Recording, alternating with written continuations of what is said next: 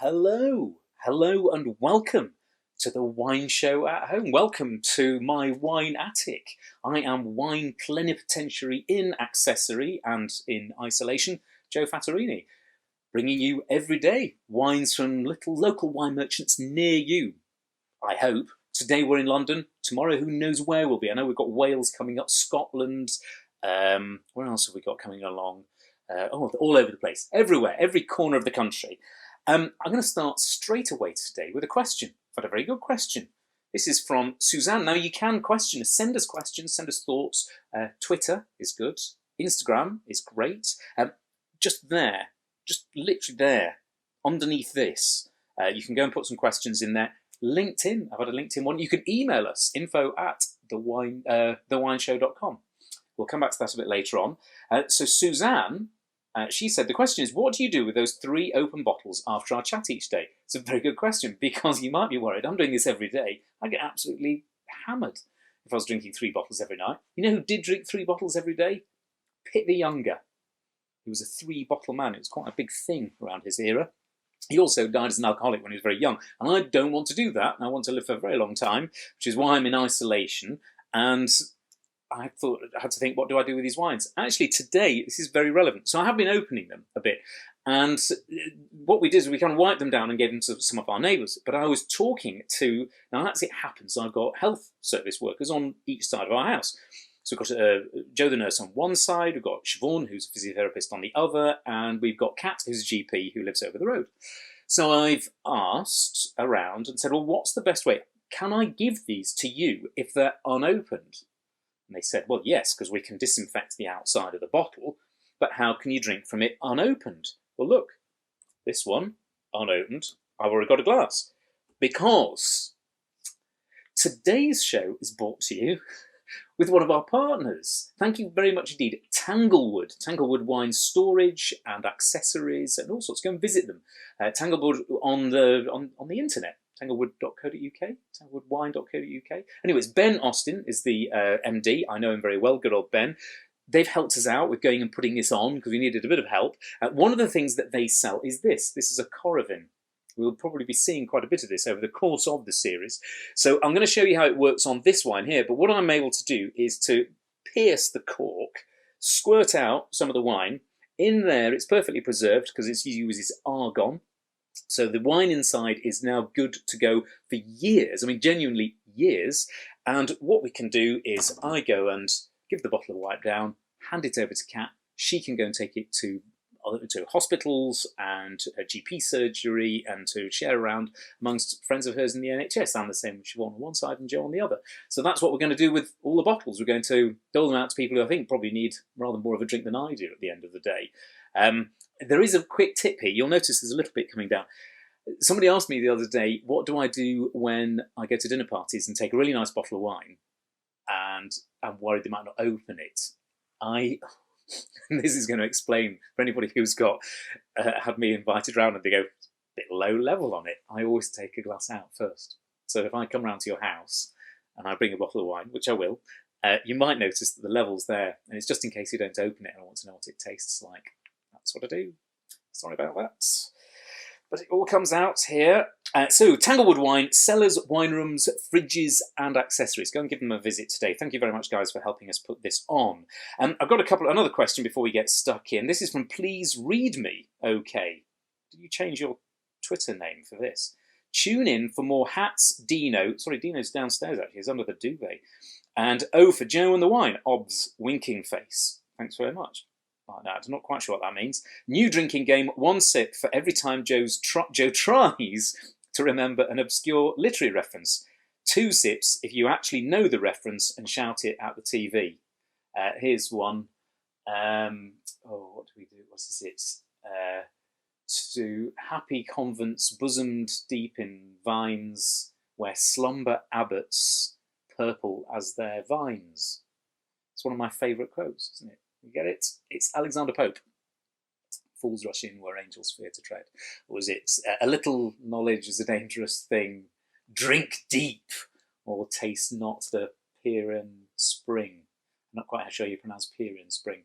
I don't drink deep. I'm a great surface learner. I just blag my way along skimming the surface. Right, enough of that. Let's go and try these wines. Today's wines have all come from a wine merchant you've almost certainly never heard of. Certainly not if you're buying wine at home. These have all come from Jascots. Now, Jascots are a well-known wine merchant supplying hotels, restaurants, bars, particularly in London. Great company, quite small, really lovely guys. My friend Joe. All right, Drapes, how are you? Nice to see you. Miles, love Miles. You've still got that mad beard so that you look like a ginger Edwardian king, possibly. Lots of my chums work there, but of course there are no hotels and restaurants to supply, and they have these glorious wines and nobody to sell them to. So what they started doing is supplying the public. So jascots.co.uk, go and visit, get in touch. They've sent 3 of them along. They do really lovely mixed cases. These are also wines you can buy individually, and they are at the trade price you would buy them as a hotelier. Just now the VAT on the top. So what have we got to start with? First wine, Botijo Blanco. This is a Garnacha Blanca. So this is from an area called Valdejalón. And Valdejalón is not one of the regions like Rioja that you might perhaps heard of, or Priorat. This is a Viña de la Tierra, I think they're called. And they're really interesting regions that have slightly smaller, funky winemakers in them. Now, let's have a swirl and a sniff of this. This is lovely. All Garnacha. It's a warm climate wine, warm climate white. There's lots of grapefruit and sort of ripe citrus fruits in there. Oh, quite limey fresh. It's made in it's a garage wine. It's made in somebody's garage. A sort of tiny little. That is tasty. One of the things you'll find with restaurant supplies is their wines, of course, are made to go to restaurants. It's often really good foodie wines. That's a glorious foodie wine, quite tangy acidity. It's a small team out in the middle of nowhere in Spain. So it's north-central Spain. Oh, that's really good. That will go, you know what, really well with anything Spanish. Even sort of chorizo dishes, because it will work really well with something that's a bit spicy, that sort of thing. But we do a sort of prawn chili dish, which in fact I think might be even having tonight. So I'm going to have to give that away to somebody else, and it'd be really nice for me to go and have.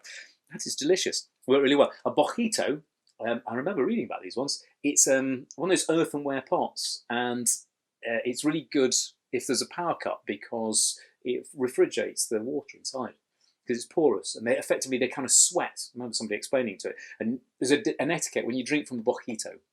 You're not meant to put your lips around the thing because everybody drinks from the Botijo, especially now. So you're meant to pour it in your mouth, hold your mouth open. You pour it in, but because it's porous, it loses, I don't know, 4 or 5% of the water inside. But the sort of evaporation cools it down. It cools it down by a lot. There's some study it was like about 18 degrees or something. It's absolutely extraordinary. Right, next wine. This is made by a guy I know actually, Yohan Lardy. Beaujolais is where it is at. Cru Beaujolais. So this is a Moulin avant. I think does he make a Morgon? Maybe a Côte de Puy, I don't know. Anyway, Moulin avant. This is his first vineyard, I remember.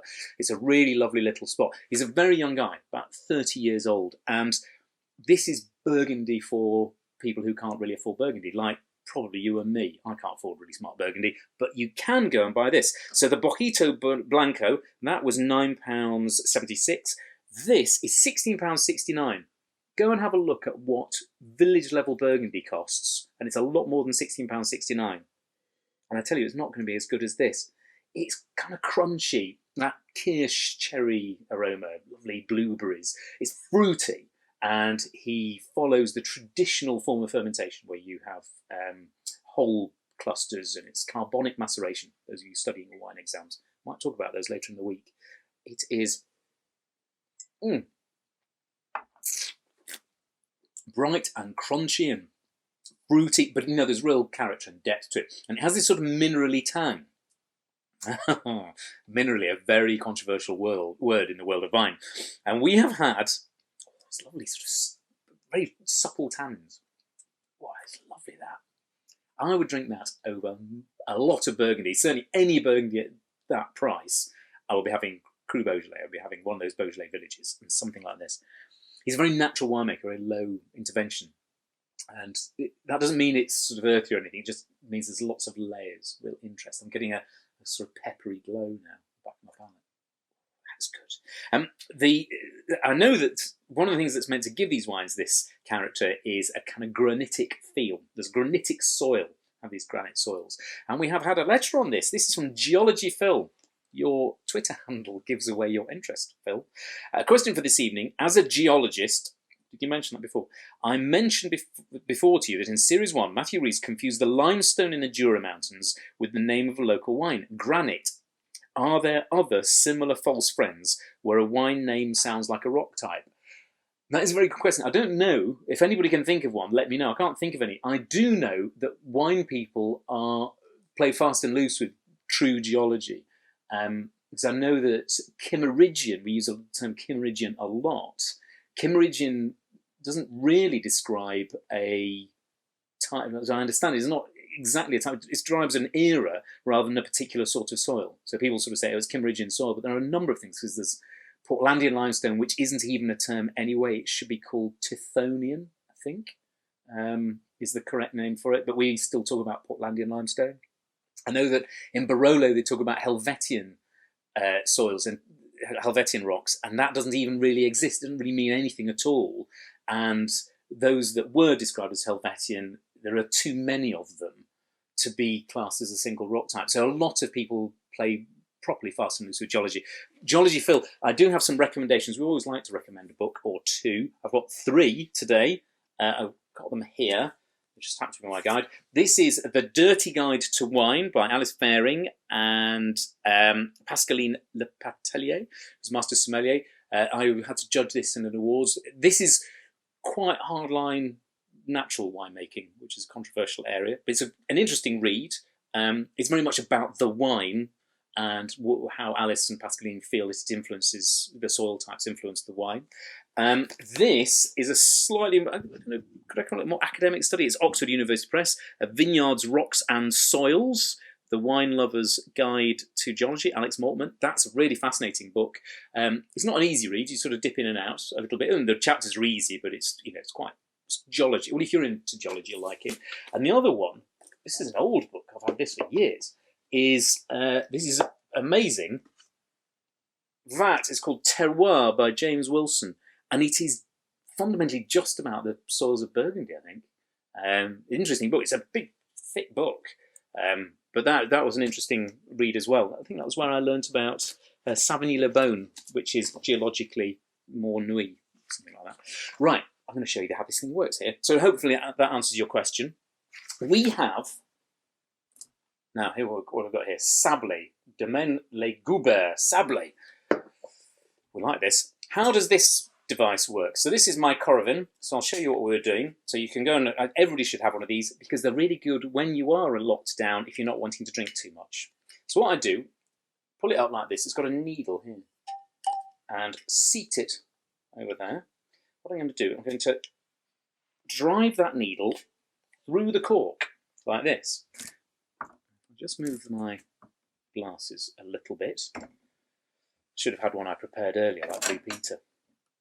What you do is you tip it like this, and I'm going to press this button, and that injects some argon into the bottle, and out squirts a bit of wine, like that. Now I'm going to show you another thing. It's one of my favourite devices. We've had a lot of questions, very interested in aeration. One of the things that this comes with, I like using this, is it comes with a sort of garden sprinkler attachment at the front. So if I felt that my Sablet was possibly a little bit too young and could do with maybe being decanted, well, I can't decant it. What I can do is sort of garden hose it like that. Isn't that clever?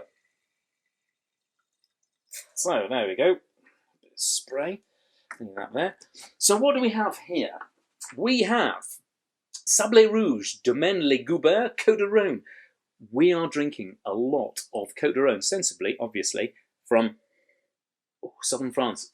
Really good wines if you're stuck at home. Brilliant value. Sablet is one of the Rhône villages. It's particularly good value. Yesterday, you'll remember, we had a Queyran. That was it. I'm sure we may have a Vacura and other styles. It's interesting, lots of independent wine merchants are recommending that for drinking at home because it's such good value. £12 and sixpence. Let's have a swirl. Oh, perfumey. There's a lovely sort of raspberry fruit, which I think comes from the Grenache as much as anything else.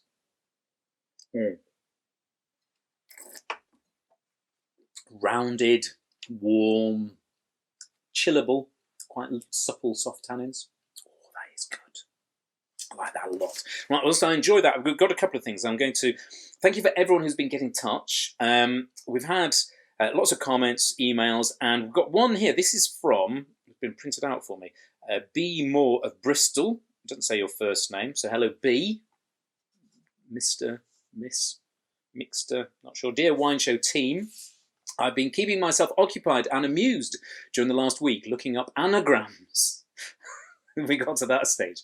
And I thought I'd share a few with the Wine Show, or the Wow Shine, or with Hen's Woe, as I like to call you. Well, I notice that Amelia Singer, our co-presenter Amelia Singer, crosses the Atlantic a lot to be with her family. So she must have airmail genes. Very clever. I see what you did there. Matthew Reese is an anagram of rhythm sweat and my wet thrash. I'm saying nothing. Neither am I. But Matt Good is a god to a mate. Seriously. Really? We got that far? James Purefoy is surreal with Jury Foam's P or Joy's ape femur. Doesn't even make sense. But I know enough about wine to know that Dominic West must have a poor opinion of French Malbec, as he is dim cot wines. It's about, that's a joke with a very narrow bandwidth, but I quite like it. So if you are like B. Moore and having a crisis, there are helplines available. No, send us whatever you're doing at home. Sorry. Dim cot wines, indeed. Can we have something more sensible?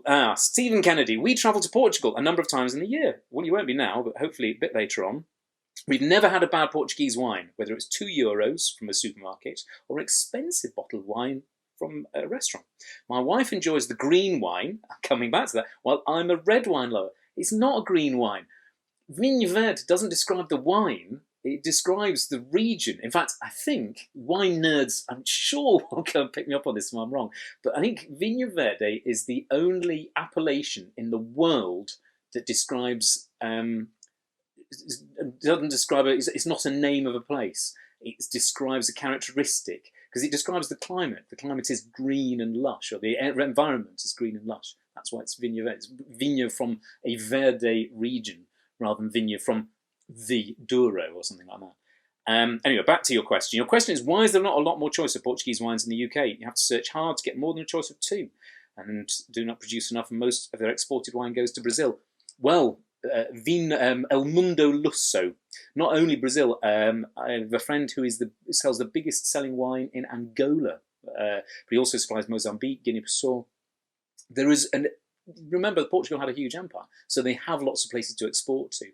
And those are countries that understand the names. Portugal and Greece are brilliant countries because they've preserved their own grape varieties, which other countries, just taking French ones. So that's possibly why. But we've got, because I took delivery, some Portuguese wines coming later on. Right, a few more questions before I have to go. Dan Jago, does Joe actually only have one shirt? Thanks, Dan. I don't love gingham. It's the gingham that loves me. No, actually, there's a truth to this. No, it's not true. No. I am an Instagram influencer. That's what it is. My main living these days. I take sponsored posts from producers of gingham, Tattershall, and Ichimatsu. There you go, and look that one up. I think you're so clever. Ichimatsu. Paul Brook, my last drink was a Malbec. Malbec really put Argentina on the wine map. Do you see any other wine doing the same for another country or region? The weird thing is it's so hard to predict, because you know what, Malbec just can't happen. It just turned out. I mean, Sauvignon Blanc did it with New Zealand, but that's the challenge, is that sometimes it's just a magical union of a region and a great variety. So I genuinely don't know. I'd like to think so, but off the top of my head, I don't know if I promise. Wine story cartoonist. I love the first glass. I think for immunity, it's better not to drink too much. 1 glass a day is totally fine, I think, or 2. You are right, wine cartoonist, and that is why I'm not drinking all these, and why something like this, actually, the Coravin, if you got, or just preserving it, put it in the fridge. Even red wines, put them in the fridge, but drink responsibly. That is what we're all about, because it's difficult. We're in our homes and we're having a sort of tough time.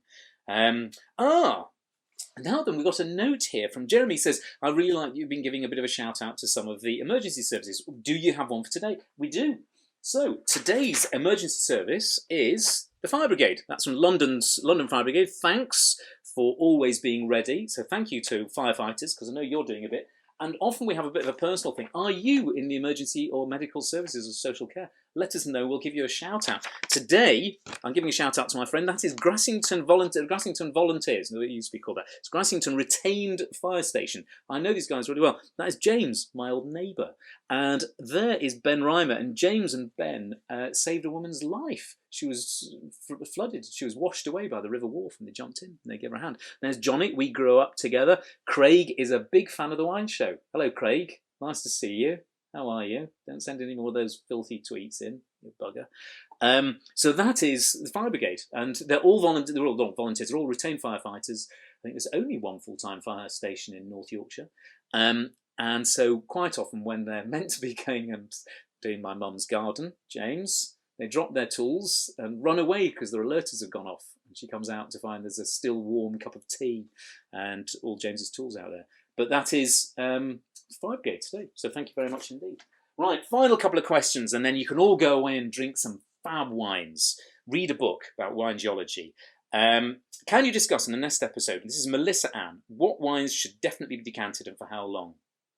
Oh my goodness, where do we start with this one? It's really hard to say. There are a lot of old wines. Not all old wines should be decanted. Burgundy probably shouldn't. It's too delicate. Some wines you kind of need to taste them first, and you think I should probably decant this. I know it's certainly a case that wines that have had more oxygen in their youth, Barolo, Barbaresco, even a bit of claret, wines that have had an awful lot of oxygen often do well to have a lot more when they open them up. So I do sort of go and decant them. There's a lovely thing, Madeira you should decant. And there's a great rule that you should decant Madeira, is it a decade, for an hour for every decade it's old. So if you've got 100-year-old wine, it should be over 10 hours before you serve it. But that's going to put a cat amongst the pigeons. I have no doubt at all. Was it what... there was a quote, I can't really think of it. Anyway, I'll come back to me a bit later on. Michael Rapp, with climate change, will certain varieties of grapes be difficult to grow in traditional regions? Yes.